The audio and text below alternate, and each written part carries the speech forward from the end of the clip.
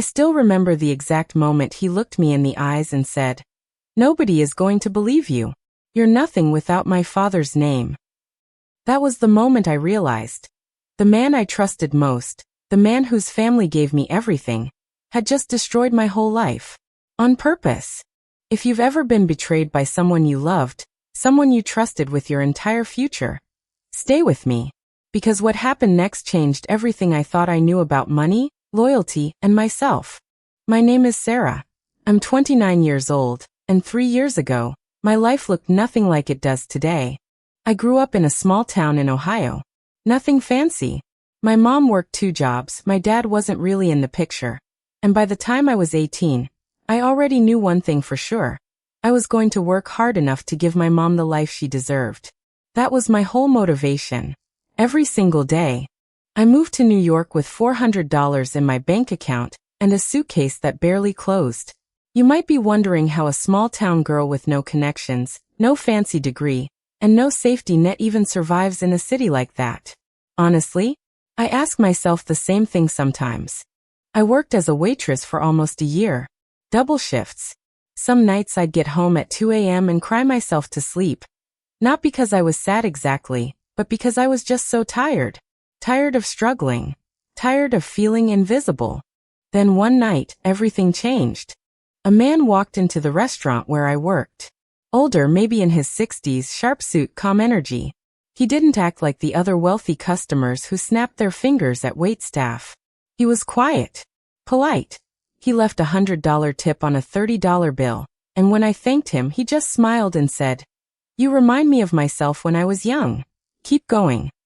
I didn't know it then, but that man was Richard Callahan. Yes, that Callahan. Real estate, hotels, half of downtown Manhattan practically had his name on it somewhere.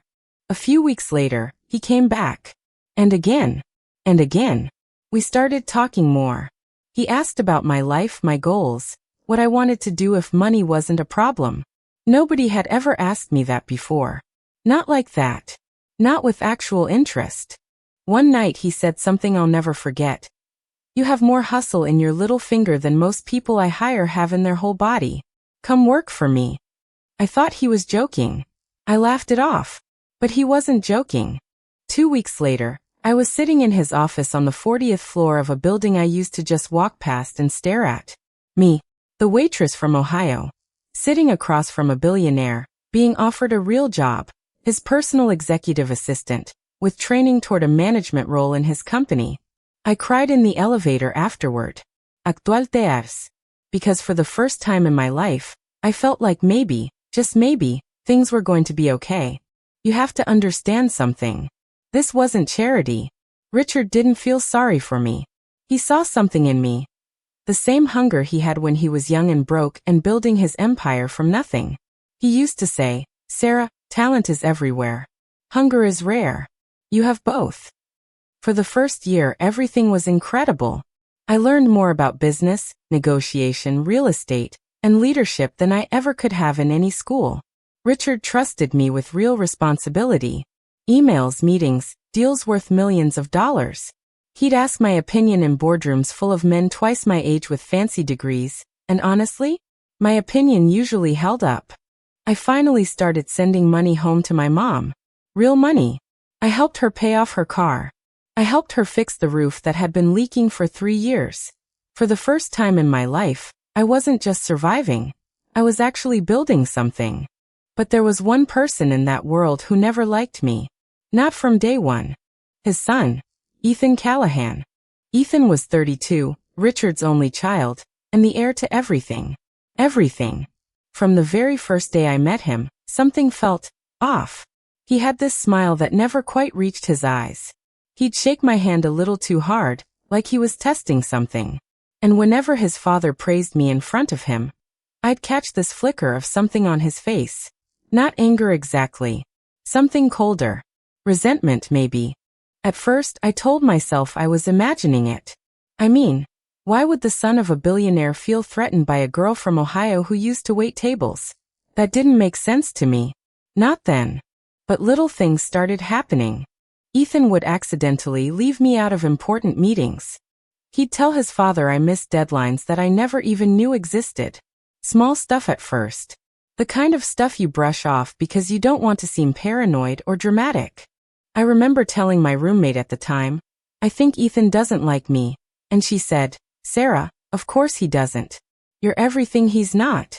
You worked for what you have. He was handed it." I didn't want to believe that. I wanted to believe people were better than that. I know, naive, right? But when you grow up with nothing, and someone finally gives you a chance, you want to believe the whole world is capable of that same kindness. You don't want to accept that some people are just threatened by other people's growth. Over the next year, Richard started grooming me for something bigger. He was building a new division of the company, affordable housing developments, something he cared about deeply because of his own rough beginnings. And he wanted me to help lead it. Me, 26 years old at the time, leading a multi-million-dollar division. He told me one night over a business dinner, "Sarah, I'm going to be honest with you. I trust you more with this company's future than I trust my own son. Ethan has the name, but you have the heart for it." I didn't know it at the time, but somebody overheard that conversation, and it got back to Ethan. Everything changed after that. Ethan started being nicer to me in public. Overly nice. The kind of nice that makes your stomach twist because you know something's wrong, but you can't prove it. He started inviting me to lunches to discuss the new division. He started asking for my opinions on projects, taking notes, nodding like he actually respected what I had to say. I actually thought maybe he was starting to see me differently. I thought maybe, finally, I had earned his respect too. I was so wrong. And I found out just how wrong in the worst possible way. It was a Tuesday. I remember because Tuesdays were when Richard held his big quarterly board meetings.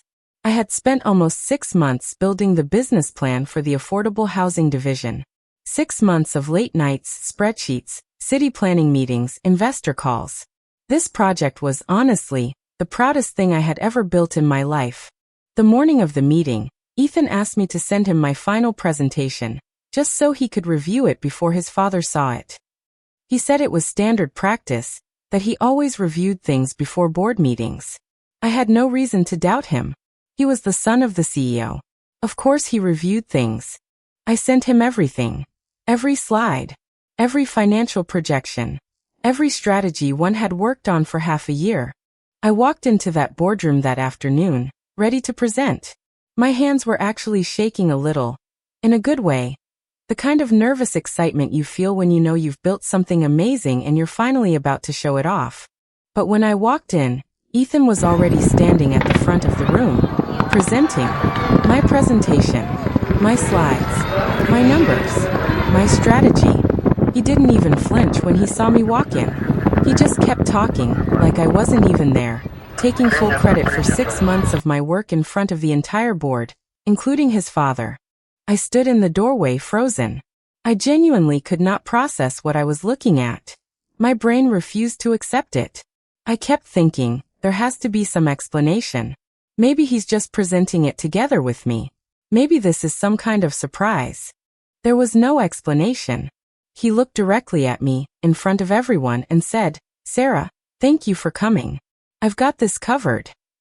I sat down in the back of that room, and watched a man take everything I built and claim it as his own idea, his own vision, his own passion project, he called it, inspired by my father's humble beginnings. He even used the exact words I had written in my notes. My words, coming out of his mouth like they were his. I didn't say anything. I couldn't. What was I supposed to do? Stand up and call the CEO's son a liar in front of the entire board with zero proof, while he smiled that same cold smile at me. After the meeting, Richard actually pulled me aside. He said, "Sarah, I'm impressed. I didn't realize you and Ethan had been collaborating this closely." He thought we built it together. He genuinely thought his son had finally stepped up. I opened my mouth to say something. Anything. But Ethan was standing right there, and I just froze. I said, "It was a team effort," because in that moment, I didn't know what else to say. I was in shock. That night, I went home and I cried harder than I had cried since the day I left Ohio. Not because I lost credit for a project.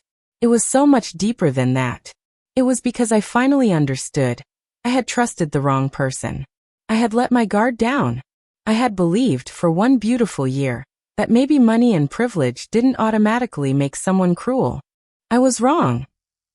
You'd think that would be the end of it, right? He took credit, I was hurt, life goes on. But no, it got worse. Because now Ethan knew something important. His father trusted me more than he trusted his own son. And that scared him. People who feel threatened, I've learned, don't just stop. They escalate. 2 weeks later, money went missing from one of the smaller project accounts. Not a huge amount, but enough to trigger an internal audit. And guess whose name was on the authorization for those transactions? Mine. I never authorized anything. I didn't even have full access to move funds like that without a second signature. A signature that, conveniently, was Ethan's. I was called into Richard's office. And for the first time in over a year, he didn't look at me with warmth. He looked at me like a stranger.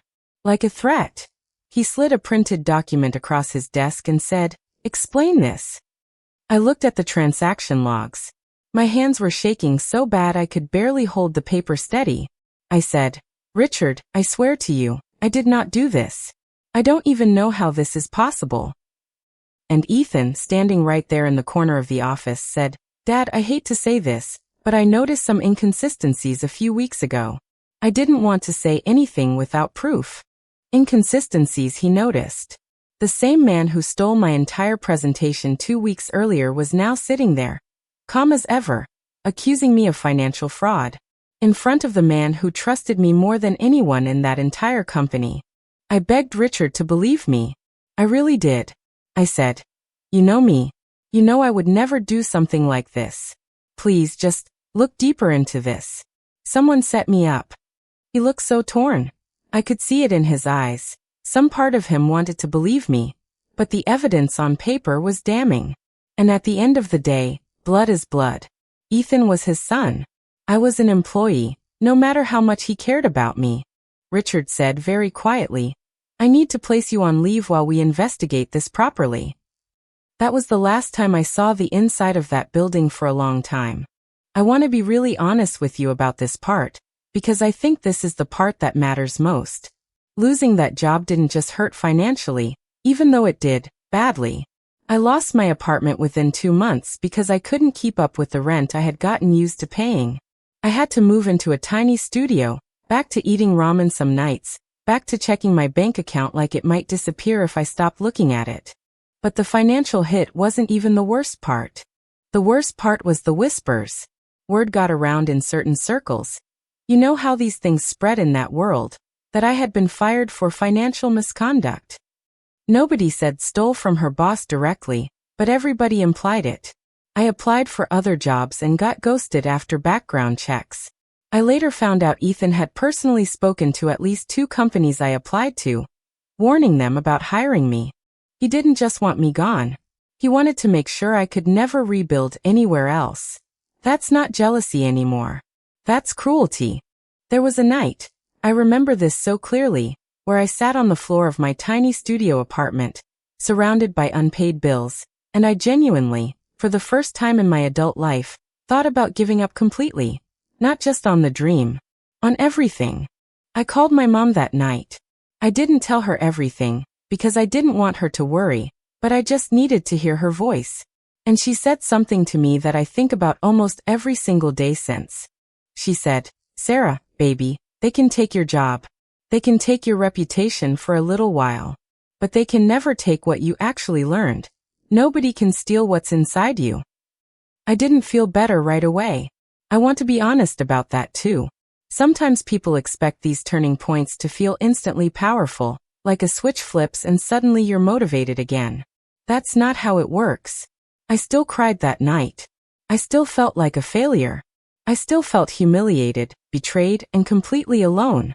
But something did shift in me. Quietly. Like a small ember that refused to go all the way out. About 3 weeks after that phone call with my mom, I got an email that changed everything. It was from a woman named Diane, who used to work as Richard's head accountant before she retired the year before. We weren't close, but we'd always been friendly. She had heard, through old contacts, about what happened to me, and she said something in that email I'll never forget. Sarah, I always kept detailed backup records of every account I managed out of habit. Old school paranoia, I guess. I still have archived files from before I left. I think you should see something. My hands were shaking again when I opened the attachment she sent me. It was a transaction trail. A real one. One that clearly showed the original authorization on those missing funds. Transactions had come from an IP address associated with Ethan's personal laptop, not mine. He had used an old access credential of mine that hadn't been fully deactivated yet, from before a system update, to make it look like I had authorized the transfers. I sat there staring at my laptop screen for probably 20 minutes without moving. This wasn't jealousy anymore. This wasn't just stealing credit for a presentation. This was a calculated, deliberate plan to destroy my career, my reputation, and my future. Because his father trusted me more than he trusted his own son. Here's the realization that hit me that night.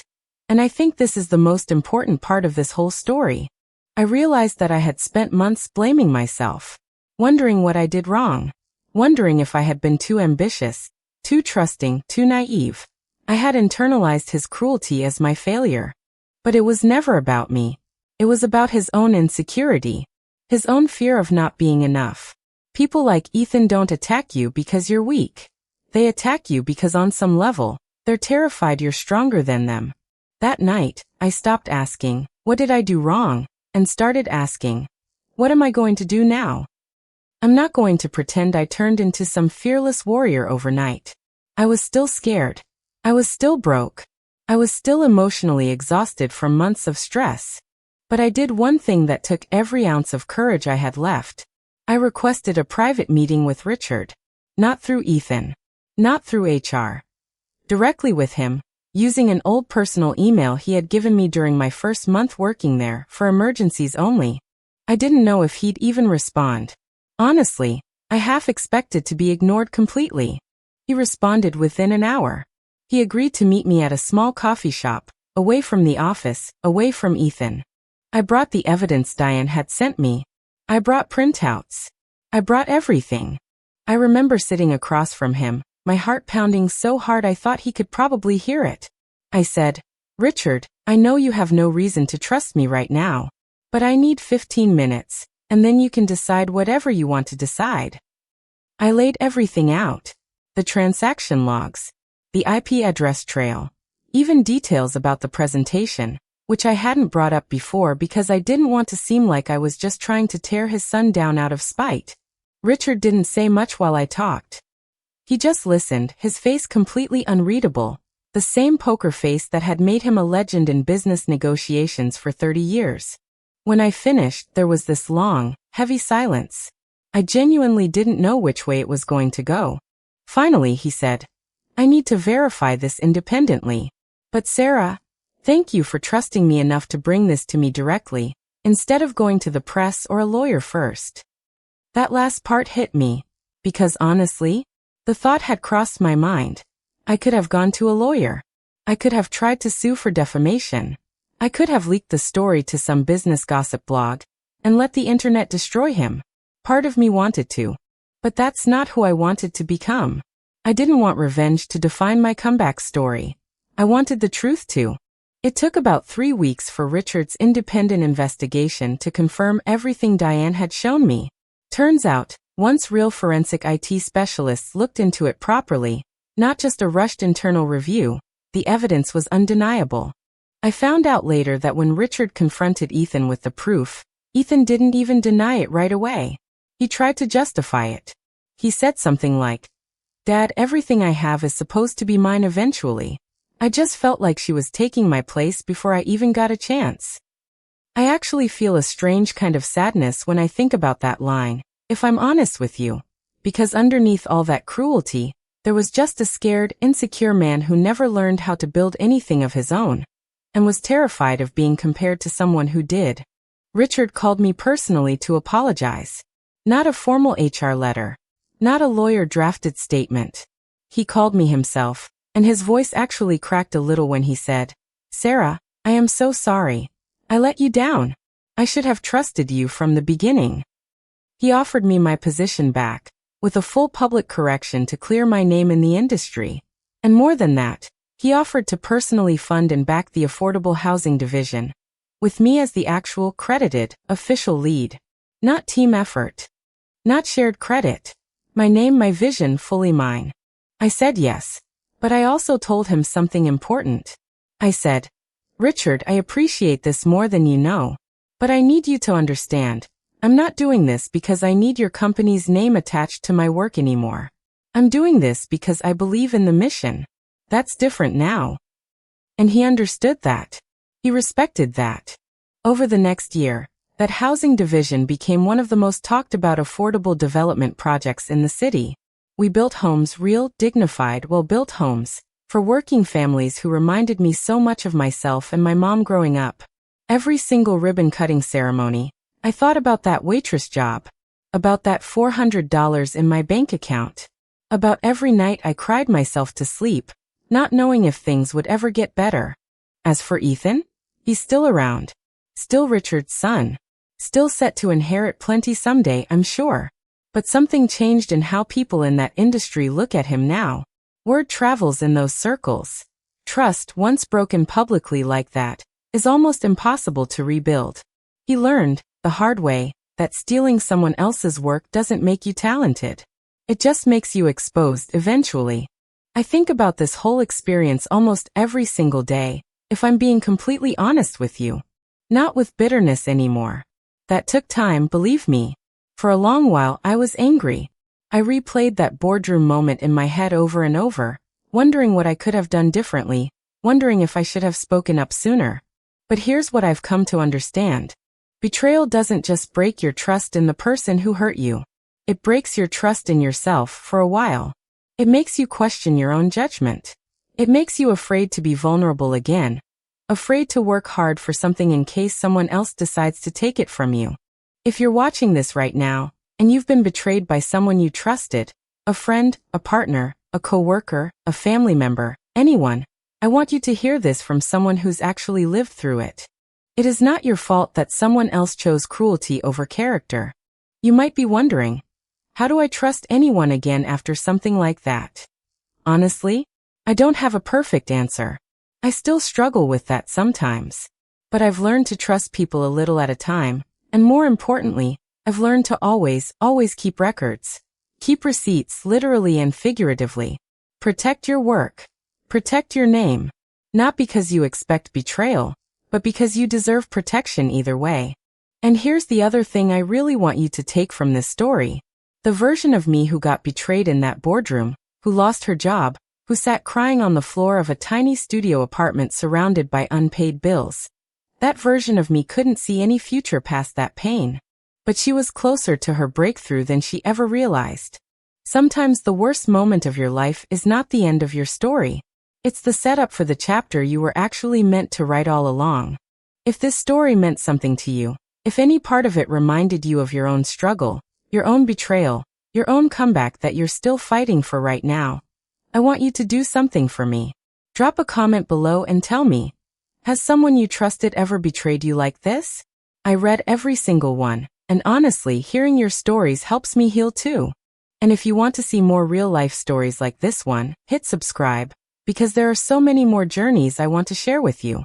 Because at the end of the day, we're all just trying to figure out how to keep going after life knocks us down.